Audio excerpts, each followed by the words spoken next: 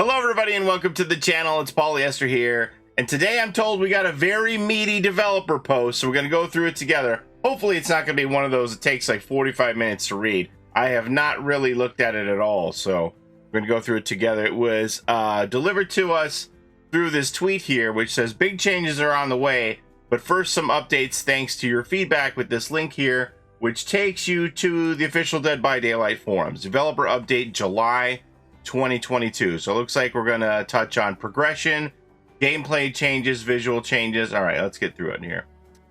Let me resize this a little bit. That's better. Late last month, we revealed possibly the largest balance patch in Dead by Daylight's history with an overhaul to the progression system. We kept an extra close eye on feedback since these updates hit the public test build last week. In this special edition of the developer update, we'll be covering all the changes we'll be making to the mid-chapter following the 6.1 public test build. If you haven't already, be sure to check out our June developer update for more information on what's changing in the upcoming mid-chapter, or watch our mid-chapter preview live stream. All right. First topic is progression. We'd like to start things off by talking about the overhauled progression system, in which perks are unlocked immediately through prestige rather than needing to be found in the blood web. While these changes make it far easier to collect the various perks on all of your characters, we've received some feedback regarding the difficulty of obtaining add-ons, and to remedy this, we'll be making a few changes. First, we have increased the bloodpoint caps per category to 10,000 from 8,000. By increasing these caps, you can potentially earn up to 40,000 blood points per match instead of 32,000, allowing you to purchase more nodes on the blood web. At the same time, this allows you to earn more points in a category before capping out, making matches where you're pigeonholed into a certain role a little more rewarding. Yeah, this is something that I actually discussed with my friend, where we were talking about that we would actually spend more time as survivors on gens, more seconds, which you would accumulate points faster, because you had to be on gens for an extra 10 seconds, and then it would be more easy for you to cap out in that category because of that. So I appreciate that they have taken that into consideration and increased this up to 40,000 max. Secondly, in a future update, we will revisit the rarity of blood web nodes after prestiging. Currently resetting to level 1 also makes common quality nodes far more well common. If your favorite add-ons happen to be rare or very rare, prestiging may have made collecting them difficult. This change will make it easier to find a wider variety of add-ons of both lower and higher rarities. Yeah, so a little touched on thing is, as you prestiged in the previous system, you would have a percentage chance increase of getting higher quality add-ons. And in the new system, they had done away with all that. So I always appreciated being P3 and at least mentally thinking that I had a slight chance of getting better items on my blood webs as part of my reward for spending all those blood points prestiging. All right. Beyond add-ons, we've also received some feedback on the cost of prestiging in the PTB. Yeah, it's 50k. The prestige node costing 50,000 blood points. While it may not sound like much, it could take several games to afford, and we're reducing the cost of this node to 20,000. That's great. I love it. Savings. We're getting value. It's Prime Day on blood webs to make progressing a little smoother. Speaking of blood points, the 1 million cap has long been a topic of discussion, very out of date. And we felt that this was a fitting time to revisit it. We raised the cap to 2 million blood points. As always, blood points from things like login rewards, promotional codes, or player support will exceed the cap. I kind of wish it was 3 million, because you can earn up to 2 million just on your rank rewards if you hit Iridescent 1 on Survivor and Killer. That's going to give you 1 million each, so 2 million. So I kind of wish that that the cap was 3 million. I understand that the rewards are fluid against that cap and it will allow you to exceed the 2 million, but still, I wish it was 3 million. Anyway, 2 million is better than nothing. Finally, we made a tweak to our catch-up mechanic, which awards you bonus prestige levels based on your progress prior to this overhaul going live. This is based on the number of perk tiers you unlocked on a character as well as their prestige. In the public test build, we awarded 1 bonus prestige level for each prestige your character had prior to the PTB. For the full mid-chapter release, we've increased this to 2 bonus prestige levels. This means if your character was prestige 3 before the update, they're guaranteed to be prestige 9 after the update, granting all the new rewards immediately. The catch-up mechanic will be limited to prestige 9, however, even if the calculated bonus would exceed this. Oh. So wait a minute. So if I'm prestige 3, then I get 9 automatically, and that's the highest the ceiling can go, and it doesn't matter how many perk tiers I have unlocked. So if you're prestige 1, you're going to be prestige 3. Prestige 2 is going to be automatically prestige 6. Prestige 3 is going to be automatically prestige 9. Interesting. And remember, at prestige 7, 8, and 9, that's when you get those perk charms. Gameplay changes. When changing base mechanics and close to 40 perks in a single update, some wacky interactions and powerful strategies are bound to appear. We went into the PTB hoping the community would experiment and abuse these changes to their fullest potential, and you did not disappoint. Thanks to your feedback on the PTB, we have a few changes in the works for the mid-chapter's release. Endurance. The endurance effect has been a hot topic for discussion since the PTB went live. Historically, this status effect has been used very sparingly, but with the advent of new ways to get the effect, some of you made it your personal mission to chain together as many endurance effects as you could. While this is technically working as designed, avoiding multiple hits in a row is not something that we want to see. As a result, the endurance effect will no longer protect you from going down if you already have the deep wound status effect. Oh boy. This effect limits the number of hits you can avoid with endurance to 1 until you mend your wounds, keeping it as a powerful effect that can be included on various perks while providing a hard limit as to how powerful it can be. As a note, you may still gain the endurance status effect while you have deep wounds. This is intended. While it won't prevent you from avoiding a hit, it will take effect if you're able to mend your wounds while the effect is still active. Okay, got you. Perks. While we're comfortable sending most of the updated perks to the live version of the game, there were a few outliers in the PTB that we wanted to take a second to look at before release. As a reminder, the public test builds typically do not have enough players for ranked matchmaking to work effectively.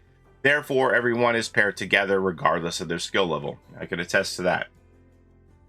This can make it a little tricky to fine-tune balance during the PTB. The changes below address some glaring issues spotted during the test, but they are by no means the only changes the updated perks may receive.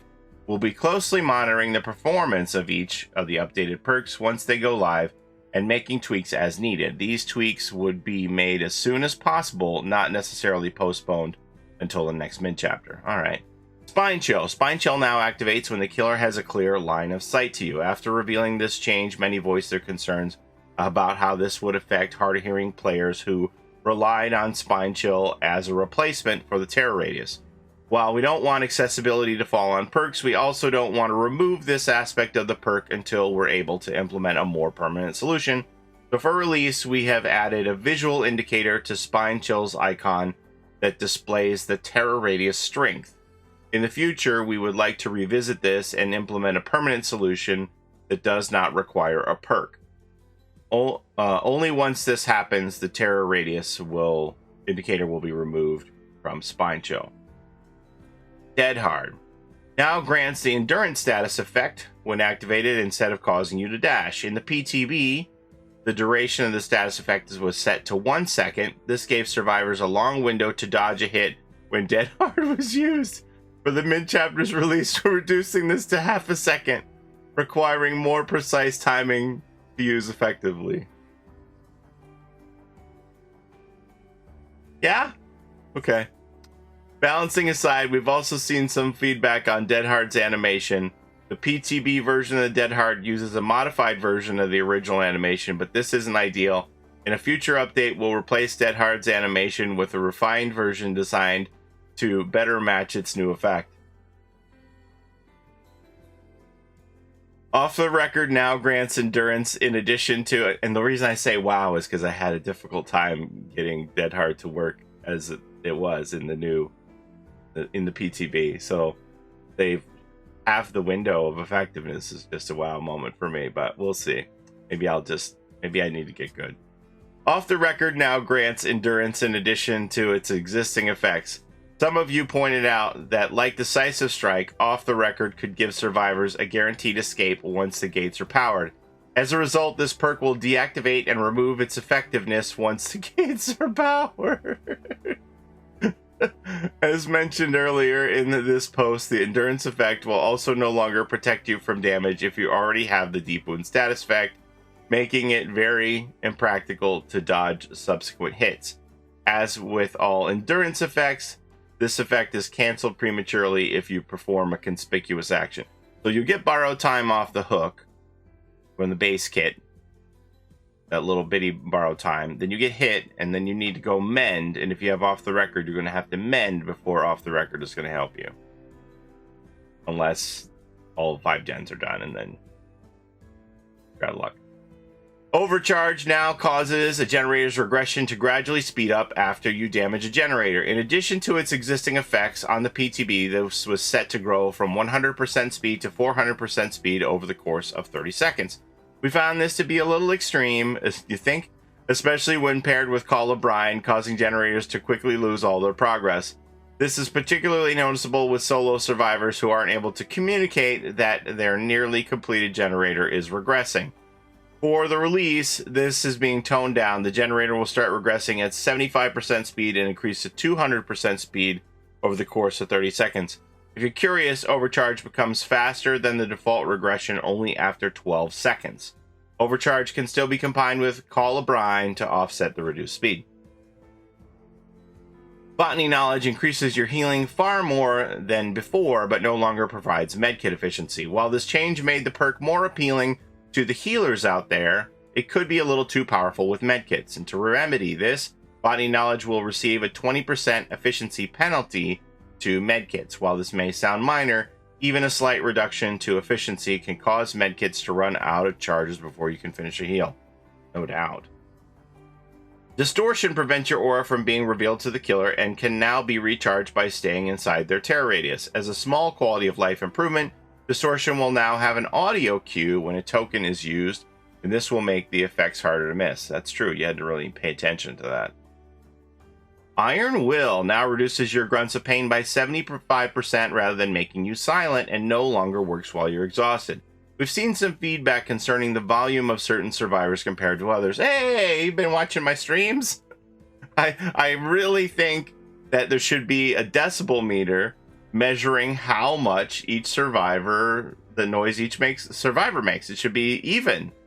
Shouldn't have a built-in penalty that some survivors are louder than others, causing this perk to be less effective on survivors with louder grunts of pain. In a future update, we'll be reviewing the volume levels of each survivor's grunts to ensure that each of them can make use of this perk. Yes, that's what I want. It's consistency. I understand in life that some people have louder voices than others, but it shouldn't harm survivors in games. All right. Inner Focus was unchanged on the PTB, but it will be receiving a small tweak in time for the release. Currently, Inner Focus allows you to see the scratch marks of other survivors within 32 meters. We're removing the range requirement entirely, letting those with a keen eye spot distant scratch marks too. Huh, interesting. I still don't really see the value in that perk. Somebody's going to have to teach, but I appreciate that. So that's 2 of Hattie's perks changed already. We'll continue monitoring the updated perks once the mid-chapter goes live and readjust as needed. Visual changes. The progression overhaul came paired with several new cosmetic details, including new charms and effects.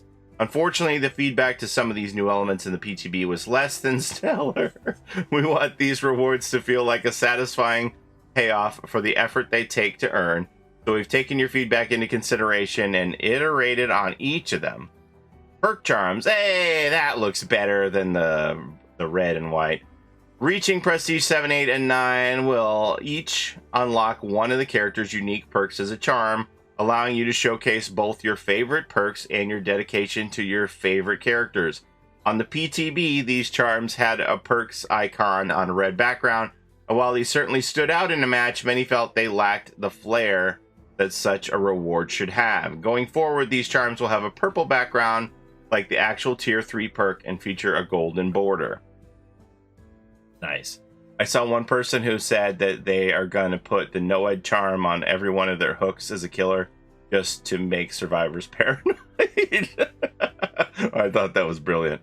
All right, character portrait effect. Oh boy. Those who reach Prestige 3 to the progression overhaul will receive a special effect on their character's portrait to commemorate their achievement. On the PTB, this effect appeared as yellow orbs drifting across their portrait. 10,000 fireflies. For the full release, this effect has been replaced entirely with animated scratch marks. No way! Additionally, the effect will appear between the character and the background rather than on top of the character. I like it. As with the PTB, you can disable this effect in the options menu if desired. Yeah, I really didn't like the fireflies on top. It was distracting and I was going to turn it off. I was never going to use it. I didn't like it. So I'm eager to see what this looks like. I think actually the tweet has an animated version of this. But this is kind of like what I said I wanted to see, was a red character background. Have y'all been spying on my streams? Red character background. But now, can other players see it? That's what I want to know. I don't think so, but let's see. Prestige icons. With Prestige now extended all the way to 100, so that's where you cap out, 100, huh? We unveiled some new icons to showcase your Prestige level. This icon becomes more intricate and lavish the further you raise your Prestige level. We made some slight improvements following the PTB and added gold trim to all the Prestige icons, giving even the lowest Prestiges some well-deserved flair. Alright, so that's Prestige 1 through 5, 6 through 10, 11 through 15. So as you move through each of the ranks, you add entity clause and then you start over adding more entity clause every 5, huh? 21 to 25, alright. And then, okay, so then we just go into different geometric shapes once we reach 30. 30, 55, 80, and 100. With that, we've reached the end of this special edition of the developer update. The mid-chapter is expected to release later this month, and as always, please be sure to share your feedback with us once you've had a chance to give these changes a try. The Dead by Daylight team. Nice, nice. Alright, well, I like all that. Mostly. Dead hard thing is like, gonna have to get good timing that 1/2 a second dead hard that nurses and legions aren't going to care about. But anyway, okay, let's take a better look at this video here with these scratch marks in the background. See what they look like up close. Okay, I see what they did here. Yeah, that looks way better than that firefly effect in front of the character portraits. That I'm pretty sure I'm going to keep on. I was going to turn off the fireflies, but this looks good. I'm probably going to keep that for sure. I like that. Much, much better. A lot of improvements here, and it's nice to see. But that's all I have for you today. Thank you so very much for watching. As always, I appreciate the time you spend here with me on my channel. Don't forget to take care of each other in and out of the fog, and we'll see you next time. Oh, so people thought it was going to go live today, so they said later this month. So it might be next Tuesday or Wednesday. So stay tuned for when this all goes live. I know a lot of you out there have written in the comments already, when does this go live? So a lot of people have thrown their dart at July 19th, but there has been no official word, as you can see. It just says later this month, so stay tuned. All right, have a great day, everybody. We'll see you next time. Bye-bye. It's a Gen Rush life for us. It's a Gen Rush life for us. Set a hiding, we do gens. Set our randoms, we got friends. It's a Gen Rush life